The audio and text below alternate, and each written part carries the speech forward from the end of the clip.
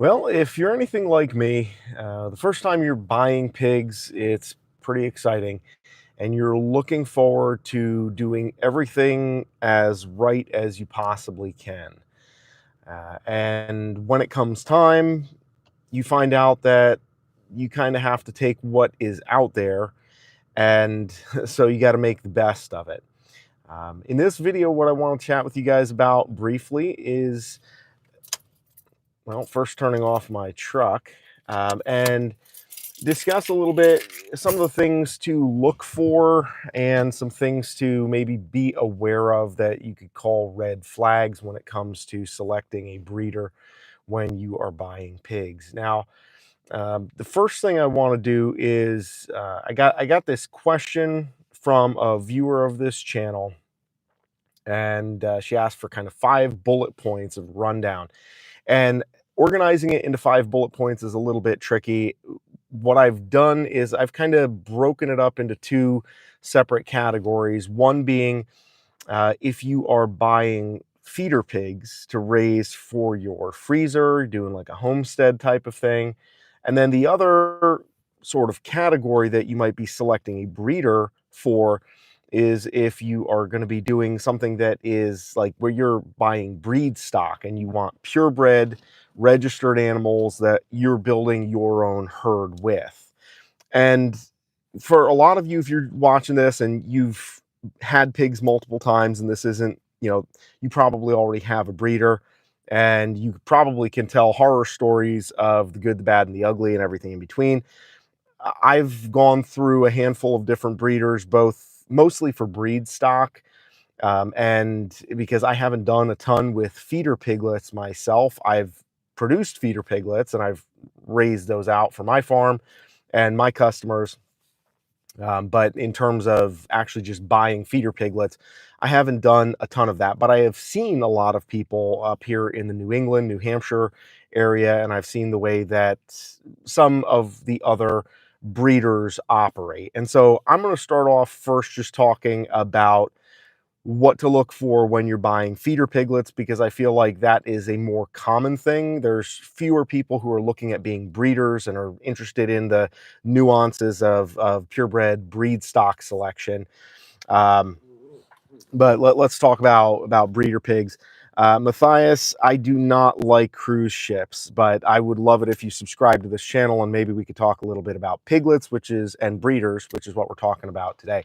So one of the things that I have noticed in this area of the world is there are a lot of people who really don't put much value in actually breeding with intention. They think that if you have a male pig and you have a female pig that you put together for between 3 and 4 months, and piglets come out of that relationship, that you are now a pig breeder, and there's not a lot of intentionality put on specific traits that they are trying to gain as a result of the pairings that they are making. And I think that one of the biggest things that I look for in a perfect world, and this goes both for purebred and for feeder pigs, is you want to have somebody that is breeding with intention, where they have the ability to look back at their animals and say, this is where I've started, and then these are the things that are missing from my animals that I want to improve. And they take one trait at a time and they select specific animals and specific qualities in order to build those traits into their herd and to pass that on to you as a customer. So this is something that oftentimes is not done, and it's kind of the obvious thing, because even if you're not working with genetics that are based around the breed of the animal, having good genetics that are based around the phenotypic qualities and the physical characteristics of the animal, that say, I'm going to pick an animal that is consistently longer in length to get longer and longer animals, to have better pork chops, better loins, bigger bacon, that type of thing. You're going to be building a better animal in the process of your breeding. So from a technical standpoint, having intentionality and longevity, where you can look back and say, this is where I started, this is where I've gotten to. For feeder pigs, and feeder piglets, honestly, you know, even without really great breed confirmation or attention to detail in terms of longevity and what you're doing, I can tell you that they're all going to taste pretty good. And until you're producing at a large enough scale where, hanging weights are a bigger issue for you, and you're saying, well, I need an animal that's going to finish out heavier, that's going to have more bacon because I can sell that for more money. And you're starting to really get down into the nitty gritty of the numbers, you're not going to really care that much about pretty much anything with your breeder other than, are they happy and healthy animals? Are you buying good animals that are, doing normal pig stuff?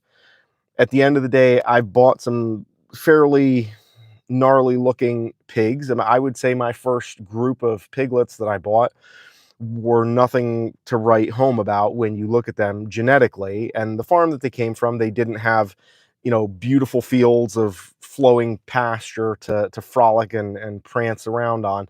They were in relatively austere conditions, as a lot of times pigs will be, but they were doing normal pig stuff. They were energetic and they were healthy, and that was good enough for me. I got them into my environment, and then I raised them and trained them to the environment and the situation that I have. Having said that, when you're selecting a breeder, I think it's worthwhile if you can, and a lot of people don't do this because I've met a lot of people, because people email me looking for piglets at this time of the year, which is late. When you're buying piglets, you want to establish a relationship with a breeder based on, is this the type of person that I want to work with consistently? Is this the type of person who can understand what I'm doing and is going to help me build my farm and my homestead and my business? If you're selling pork, you want to have a relationship with a breeder, and you build that breeder long beforehand. I would recommend at the very least start in the fall, shop around for breeders and get an idea of what they're doing in the fall, because go visit those breeders in the fall, see what they're doing, how they're doing it, what their breed stock looks like, and how they're building their herd, because that's the time when they have a little bit more room to talk to you. They're not being pestered with emails and phone calls coming in all the time. Everybody's looking for piglets in the fall. They have a lot of extra piglets. You can go there and you can really see what they're doing, what they're working with. And then you build that relationship for the spring where you can say, okay, this is the type of breeder that is doing something that closely resembles what I either am doing or what I aspire to do. And if this is a person that can work with you and maybe be a mentor in some ways, or at the very least a collaborator in the effort of building better pigs and marketing better pigs, that is what you want to be looking for, to have that kind of relationship that you build so that you can have an ongoing partnership. Because as your breeder is developing better animals, you're going to be the beneficiary of that. And it's important to have a breeder who at least has some idea of, this is what's missing. Here's how I can make my herd maybe 10-15% better. These are the things that I'm trying to do or that I'm trying to add into the mix, so that you're going to have, maybe a slightly bigger pig or a slightly faster growing pig or what have you. Um, that's what I got off the top of my head for getting better breeders, or kind of what to look out for. I think the things that I would call red flags in terms of breeders when we're talking about feeder piglets, there are people who have, I don't know a good way to put it, but sort of an old hillbilly mentality. And I know some really credible hillbillies, so it's hard to say that as a designator. But the people who treat the animals like they don't like them and like they don't really care about them, like they're only a commodity, who don't have a passion for what it is they're doing, and who aren't able to tell you exactly what it is they're doing and why, who turn up their nose at good practices of breeding and improving their herd. I know there is a particular breeder in the New Hampshire area who sells a lot of piglets every year, and he just puts a random smattering of the cheapest hogs together that his money can buy, makes as many babies as he can, sells them indiscriminately in the spring when prices are high, and then in the fall, he's dumping animals off, trying to get rid of them. He is going out there and selling his piglets for half the price that he sells them in the spring. And he's just kind of goes through these binge and purge cycles where massive breeding to get through into the winter to sell at a high price in the spring when the market's high, and then dumping everything off in the fall when the market contracts a little bit. And I would call that unethical practice in terms of breeding, and it doesn't show a stable long-term mindset when it comes to what you're doing, if that's how you're operating. And so I would look out for those shade tree operators. There's a lot of good breeders that are small that only have like maybe one or two sows, and they don't have a lot that they're doing in terms of breeding. But the piglets and the pigs are well cared for, and even though they may not have a lot of the long-term mindset with their growth, if you're getting happy, healthy piglets and you're raising feeders, what more can you ask for? I mean, you can even get relatively unhealthy or unhappy piglets, and you can bring them home, worm them, clean them up, and send them on their way, and they're going to grow out decently, because once you get past that introductory, 1.5, 2 month time period where they're coming off of the farm, you're going to have many months ahead of that to raise them out and to kind of course correct how they've been started. So it's not to say that it doesn't matter, but to understand that you have to take what you can get, number one. But as long as the animals aren't being mistreated, then you can usually work with it from there. And the closer you can get to an operation that mirrors what you have or what you want to have is going to be for the better. Now, to shift gears just a little bit and to talk about what to look for from a breeder when you are getting purebred hogs and you're looking for breed stock, this is something that is going to be a little bit more refined, because you are a breeder, but you're a breeder buying a purebred hog from another purebred breeder. So it's incumbent upon you, if you're looking for purebreds, to go in there understanding what the breed standards are. And so, to give an example from my own past, I was buying Gloucester Old Spots, the spotted hogs with the floppy ears. Super cute, really docile. Some people call them a lard pig. Those people just don't know how to feed them properly. That notwithstanding, they are a slower growing, more traditional heritage hog. And so they don't have like the rapid growth rate of like the Durocs or the Yorkshires, more the industrial breeds. But the Old Spots breed I was interested in. I still have some of them. But when I bought a set of sows, gilts at the time. Um, I wasn't super well versed in the breed standards. I just kind of was looking for purebred genetics. I found a breeder reasonably close. I said, fine, I'll give him a shot. And it was my fault, as I learned later, because the one of the animals, she had kind of a crooked back end, but I didn't know to look for the back end and make sure that everything, that the feet were straight, and that the pasterns or the ankles weren't too far bent, but that the feet, that they kind of stand up on their toes, not with kind of flat footed with the ankles bent forward. Little things like that, that you have to take the time to educate yourself and to know before you go, so that when you're talking to a breeder, you can read relatively quickly whether or not they are really up to speed and attentive to breed confirmation, or if they're just kind of like, yeah, it's purebred, good enough for me, I'm going to slap a label on it and sell it down the road, which is what these folks were. And then I have another breeder who I have bought other Old Spot breeding stock from, and she is very much by the book and an excellent breeder.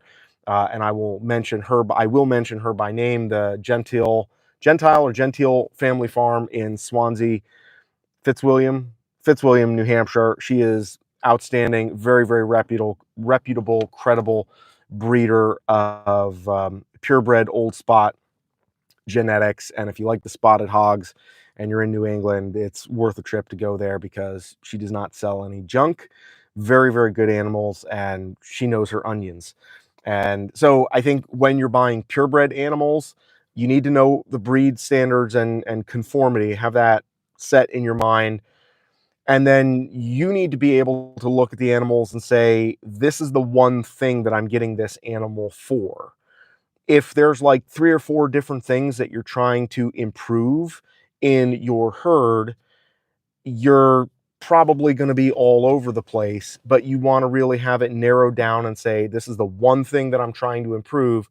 And every new animal that you're adding to the herd, or that you are choosing to keep as a breeder rather than cull, it should have one thing that it is adding that you want to get out of it.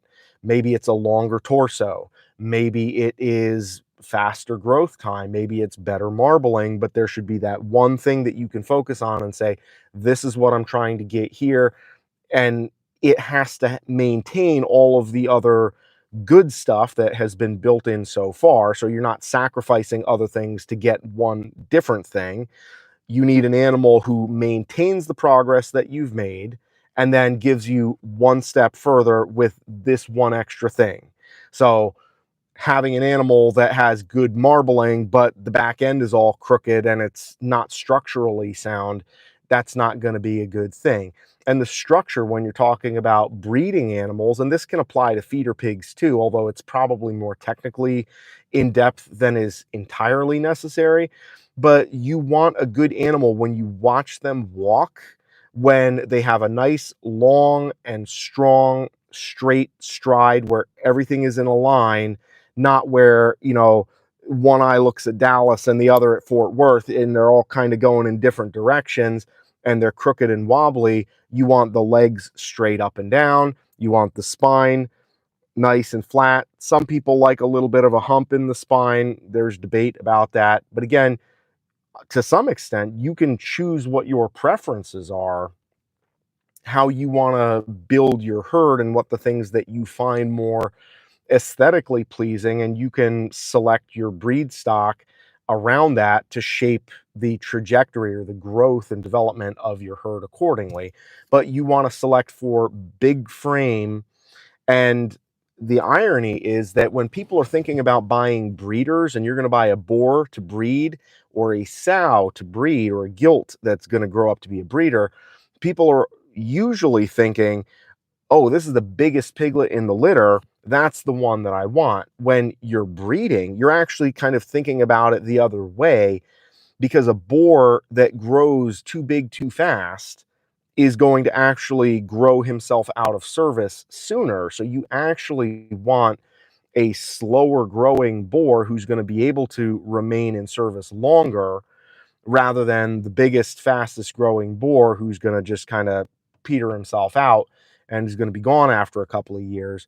And with that in mind, you want to be judicious in the way that you feed your breed stock, so that you're not making them grow too big or grow too fat, especially the boars, because the boars are the ones that are covering and they're going to be on top. And if you get a boar that's too big and it's too fat, some of the size you can't help, because they're just going to be bone and muscle and you can't really, take that weight off of them. But you don't want a lot of fat weighing them down in addition to the bone and the muscle. So you want to be very judicious with the feeding. And I say this as somebody who has done a really poor job of separating out their boars, and I have two boars that are at least a little bit too fat. Um, and so in the springtime, once everybody's going to be separated and out of the barn, they're going to be going on a diet, and they're going to have to be up in the, doing the root hog or die type of thing up in the woods for a little bit. And hopefully that'll, you know, they'll do a little bit of a cut, and they'll get in slightly better shape. But the fastest growing, most sexy, impressive genetics right out of the gate as the piglets, those don't always serve you the best when you're picking breed stock. And I am by no means an expert when it comes to selecting breed stock. I'm just sharing what I have learned in the couple years that I've been dabbling with this stuff. And most of the lessons that can be learned the hard way, that tends to be how I have learned my lessons.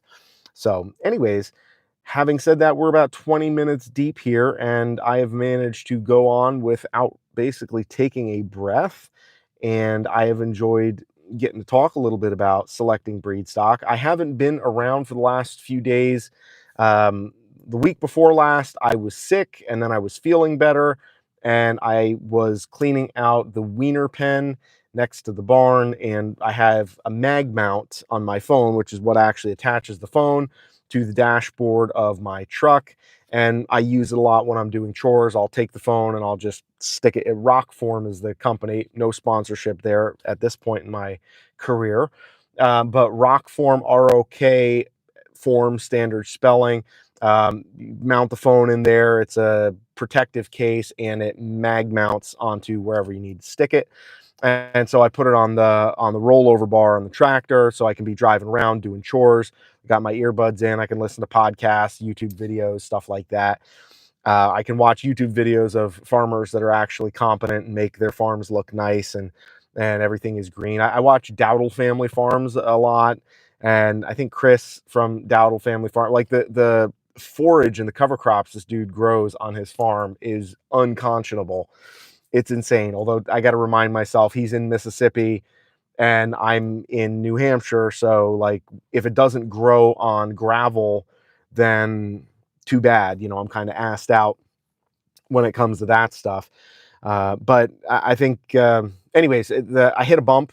There's a bunch of rocks and ruts where the pigs had dug stuff up, and I hit a pothole and it tossed the phone off, and I was disking the weaner pen to try to, you know, blend in some of the manure and the bedding that had gotten thrown out after the winter in the barn. And lo and behold, I didn't realize that the phone got knocked off. I just heard, "You've been disconnected." The Bluetooth headphones like are turning off.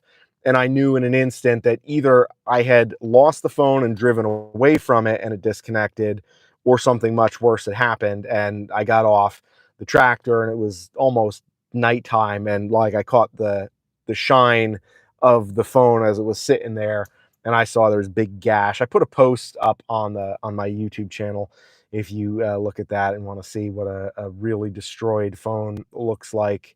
To be fair, it got hit with a disc and it could have been much worse, but it put a pretty sizable hole in the screen, and I had to send the phone back to Verizon to get fixed. Hey, Perry Hill Farms from South Alabama. Hey, Eric, good to see you in here. It's nice to have an actual person who's interested in farming in these chats. I get a lot of trolls, and I don't get like good quality trolls so far. I'm still working up to that point, but I'm looking forward to the time when I will get trolls who can actually troll me properly about pig-related stuff, like a hater who actually comes and trolls me properly instead of just making asinine comments in the chat. But it's good to see you here. And I'm kind of winding down the live stream a little bit here, and um, I'd be interested to hear about what farming is like down in Alabama. I kind of go back and forth at this time of the year. There's like a 2-week period between when it's too cold and I'm constantly bitching about how cold and wet it is, and then about 2 weeks that it's nice, and then after that I'm complaining about how it is hotter than Africa and it is humid. For whatever reason, New Hampshire is very humid. I don't know why that is. I grew up in upstate New York and it was never this humid, and that was just maybe 100 miles west of here. Very different weather systems for some reason. Must be being closer to the coast, but we have to okay, so Eric says, "I had a problem with my sow laying on little ones eating potatoes right now." So who's eating the potatoes? Are you eating the potatoes or the pig eating the potatoes? I know that most of the time I've heard that pigs don't do well eating potatoes unless they're cooked. I think there's some enzyme in them that has to be neutralized with cooking. I've definitely had some. Okay, you're eating potatoes. That's good then. That makes sense. I lost a couple of litters actually this spring because my barn is not entirely set up. I have a couple farrowing stalls, and when I put the mamas in the stalls, they usually do a pretty good job of not moving around so much.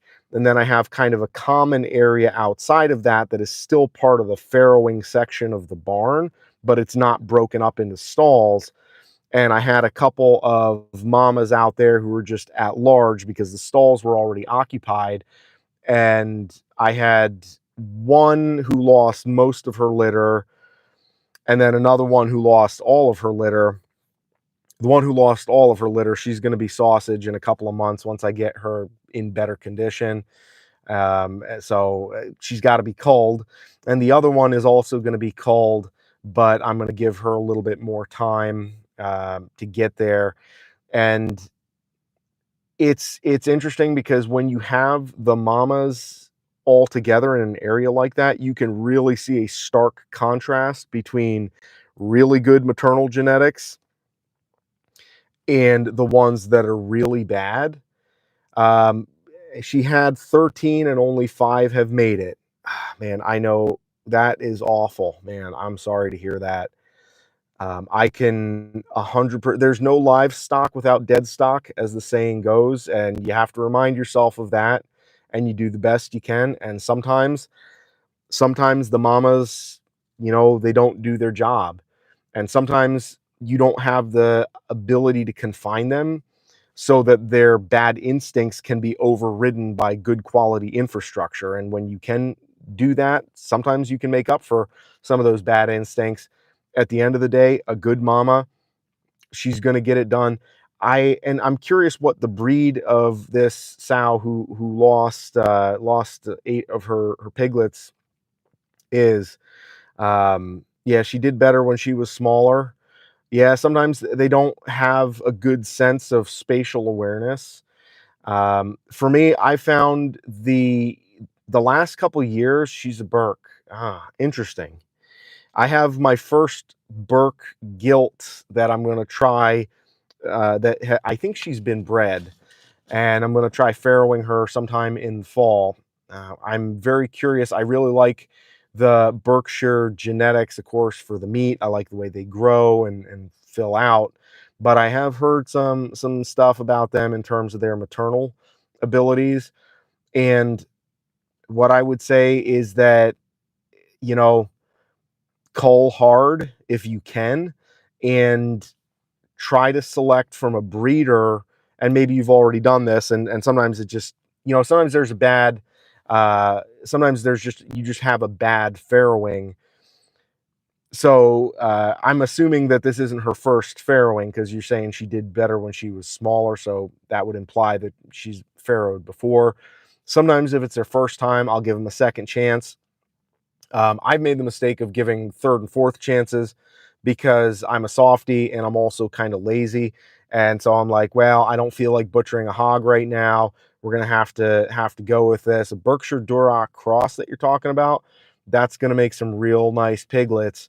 But one of the things, if you're buying breed stock, especially with the breeds that are not known for naturally being good mothers, you got to select, and hopefully if you have a good breeder who will help you select animals that have good lineage and good genetics that come from a sow who consistently weans 10 or better at every litter, so that hopefully you're pulling out some of those maternal genetics to be able to keep them in, because it's not just how big are the baby's going to grow. That's not going to do you any good if your babies aren't making it. And I've had that with my Durocs for whatever reason. That actually, the one who lost all of her babies, she had 16 on her first, or 15 on her first go round, completely unassisted, did a great job. And the last couple litters, she's just really shit the bed. And now she's going to be sausage, unfortunately.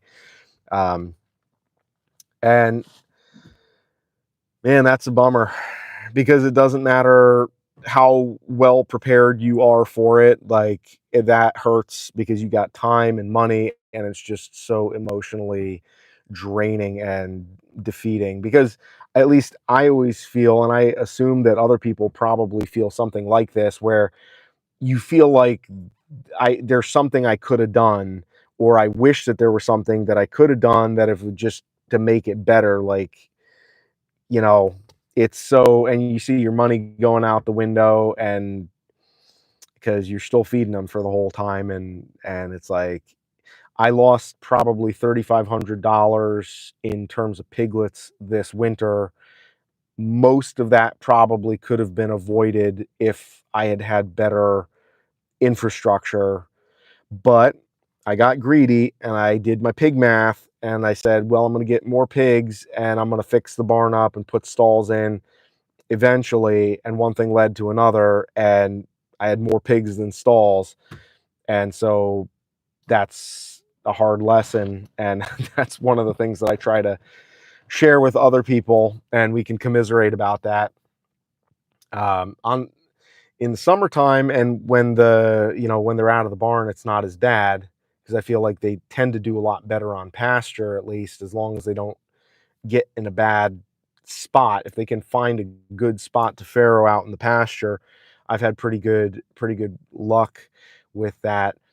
Um, and it's also variable too, because I raise purebred Tams, and I've had a lot of people say that the Tams are not great moms. They have bad temperament, lousy personalities, and they always kind of kill their babies and they're mean and stuff.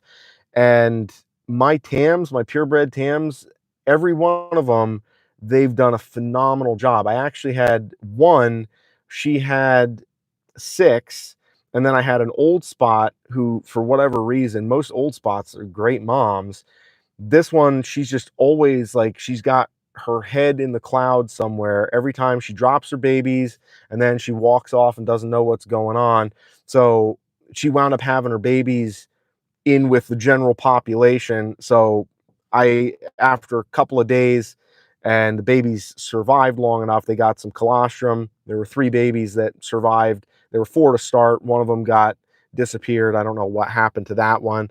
I didn't see any signs of it, but it was not in the barn. So the remaining 3, after they'd had a couple days of colostrum already, so I took them off their mama and I put them on my purebred Tam mama, who had 6 other babies. And she was a little bit like, wait, what's going on here? But then she eventually kind of took everything in stride, and now she just grafted them right in, and no fuss, no complaints, just doing a great job. But then you look at some of the other mamas, like my Duroc mamas that both lost a bunch of piglets this spring. It's like anything that happens, it's like they're up and they want to know what's going on and who's this and what's that, and they're romping and stomping and stepping on babies, and it's just like, oh my God, you got to stop. Please don't. Just sit still, you know. But they get very nervous and twitchy, and when that happens, I don't know. I will say that that is above my pay grade. I don't know how to rehabilitate, or if it is possible to rehabilitate when you have an animal that starts out good and then they kind of go bad. I guess what I would say, Eric, if you're still there and watching, the way I would handle it, and this may or may not be useful or helpful at all, but I would say, if this is her 4th or 5th litter, I would kind of look at the progression in which, like, if she's done pretty decent up till this one, and this one is like a significant departure, then maybe say, okay, give her one more and see what the trend looks like. Does she go from this one to another one that's equally as bad or worse? Or does she kind of pick it back up, and maybe this was just kind of a low spot and she just, had a bad farrowing? Um, but if she's kind of been getting worse and worse and worse and worse consistently, then you got to make a decision and cut your losses and say, figure out how to do that in a way that you can ideally make some money off of her, maybe sausage in the fall or butcher hog. Yeah, so the last 2, not so good. And that's a tough one. I think the hardest thing, and probably the best, like, if there's one thing that I look at when it comes to breeding and breeders that I think separates the like real breeders and the good breeders from the less good, it's going to be willingness to cull. And that's definitely the thing that has held me back. Well, there's a lot of things that, that hold me back from being a good farmer and a good breeder. But one of the things that I have struggled with a lot that definitely takes a toll on my ability to produce the animals that I want, the way that I want them, is culling very rigorously. That instead of the baseline assumption be, hey, you're a pig, I like you, you belong here, you're welcome to the team. It's like every single year, every animal needs to prove themselves and they need to be adding something to the balance sheet. And if on paper they can't, if it don't make dollars, it don't make sense. A friend of mine always says that. And I'm like, yeah, that's a really good saying. Unfortunately, when it comes to applying it, it's a lot harder to do that in some cases. Um, than I would like, but I think that makes a real big difference. And as I'm trying to improve my infrastructure, I want to uh, get that done. But yeah, I mean, it's easy for me to say, looking from my position, and say three good ones, two not good. Maybe roll the dice one more time, give her, the best out of, kind of let that be the tiebreaker. If you have some new genetics coming in, I don't know. I mean, if you're down in Alabama, what is the fall like for piglets? How many other sows do you have? That's another question that I wonder about. Because if this is kind of like your main sow, it can be a little harder to get rid of her, to cull her. But if you have others, maybe better to pick the lower part. Okay, so yeah, if it's just her, and this is something, again, this is just kind of my approach with breeders. I always buy my breeders two at a time, because just about every pair of breeding females that I've gotten, not so much for boars. I did two at a time once with the boars, and that turned into a real pain in the ass. But with the females, I always try to get two sisters, because usually the one of them is going to be better than the others.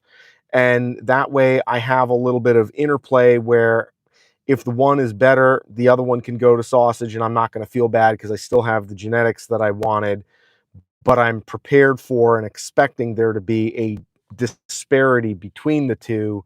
And then I stick with the one that's better. Or in some cases, you get two that are really good. So far, well, actually, yeah, I did do one so far where the two were both bad.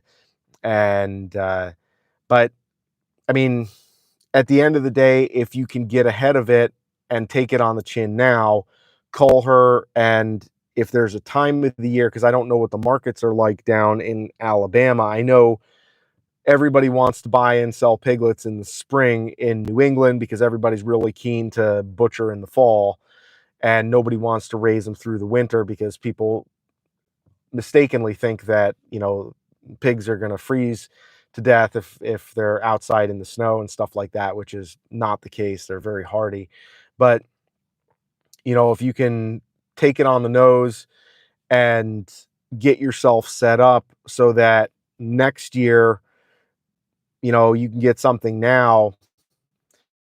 Yeah, I mean, you could get a couple more breeders, and maybe even keep her until the breeders are like, let's say you get two more breeders, right? Either get a couple of Durocs, maybe a Duroc and a Burke, something, so you got a little bit of some of the breeds that you like to work with. You know, you get a couple of those and you line them up, and they're small, so they'll be easy to handle and move around, and there's not going to be a lot of dominance competition. They can all get along and hang out together. And then by the time that maybe you give her a shot at her next farrowing, and by that time they should be about ready to breed, and maybe she surprises you and gives you some decent piglets, in which case maybe you keep her, maybe you send her to sausage, and then you have a little bit bigger uh, you know of a breeding operation. And if she had one beautiful gilt, I mean, hey, you could keep that and line breed it. um, it's not it's not necessarily the end of the world to do that. There's a lot of people, a lot of line breeding that happens. It's not a bad thing. Uh, one of my best one of my best sows is line bred, and she's phenomenal. So I don't know that I have any issue there. But if you can add a couple more options to your pool of breeders, then that way there's a little bit of competition. And if you have a couple that are getting the job done, it makes it a lot easier to make that call about the one who is falling behind. Um, but the good news is though, with boars, you got rid of the boar already. Should have kept him, you said, but that's fair. But boars, depending on what the genetics are like, boars are relatively, easy to get because everybody wants to get rid of the boars. And especially, I mean, I don't know how reasonable it is for you to travel, but I can tell you if you come up to New England in the fall, people are giving boars away because nobody wants to keep them through the winter. Um, which, you know,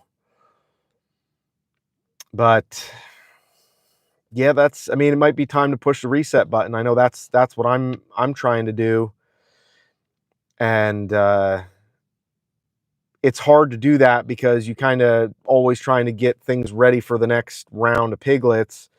But at some point, there's so much friction and inertia in the system where you have to stop, clear the deck, and say, all right, this is what the problem is. Let's fix some of these problems and improve it so that the next go around, we're not pushing the boulder up the hill.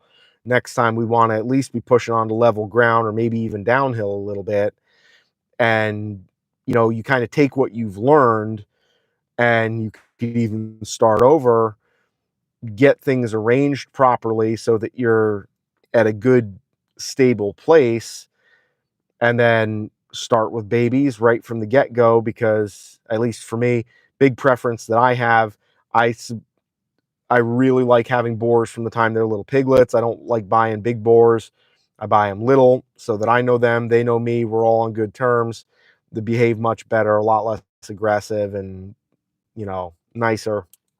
But then you give yourself a little bit of headroom to grow into a couple of breeding animals, build in place a little bit of competition where it's like, let's say you can only keep a total of maybe 4 animals, so a boar and 2 females. You have 3 or 4 females to start. You see who does the best, and then you have the obvious cutoff where you know that you're going to have to get rid of a couple of those females, and then makes it a little bit easier to build into the equation the downsizing and the culling that needs to happen, and then you get left with a couple of animals that do a real good job and are reliable and dependable for you.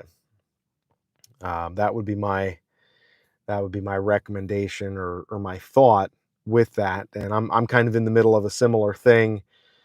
Um, I the funny thing is I have more, like, I lost a bunch of piglets and I have a lot of people ordering pork. So some of my breed stock are going to be going to the freezer, and I'm going to kind of shift the balance and wind up with fewer animals in the fall and try to put my focus on working on infrastructure and getting things set up, and then kind of re-expand again, but with better attention to culling the animals that aren't working. And that's a hard thing to do. I've been doing this only 4 years, and I feel like I've been doing it forever, and I'm just old and haggard.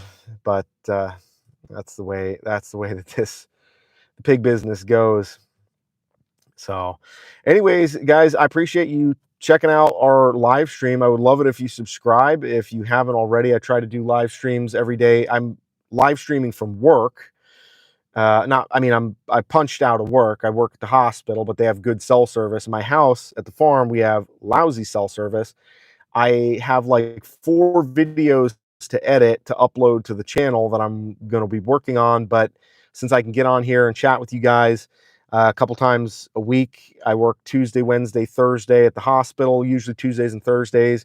Around 4 or 5 Eastern time, I do a little live stream. Sometimes I go Wednesdays as well. I like jumping on here. I like having conversations about stuff. Some of the videos that I'm going to be making upcoming are about, why you can't make money as a small farmer and why it's almost entirely the fault of the federal government. So that should be exciting for people who like some nice, calm, mainstream ideas about agriculture. It turns out Joel Salatin already said everything that I have to say, so I should probably just quit YouTube and just try to keep my pigs in better health. But I'm still here, still trying. So here we are. And my beautiful and lovely wife has not fed the pigs because she's been watching my live stream. That's fine. By the way, dear, I wanted to let you know, um, Angelica in the back corner stall, I let her out. So that stall is just going to be vacant. And I'm just going to let that air dry for a little bit before I clean it out. But it was getting swampy in there and she didn't have piglets anymore. So she didn't need to be confined. So I let her go. Anyways, I hope it was worth the time. Um, Full disclosure, this truck is probably about 110 degrees in here. I have like beads of sweat running down the back of my neck because I turned the air conditioner on, but I've just, I turned the engine off to be able to live stream. And then it's, my hot air is heating the truck up. Plus, it's also pretty warm here today for New England. And well, that's the cost of doing business.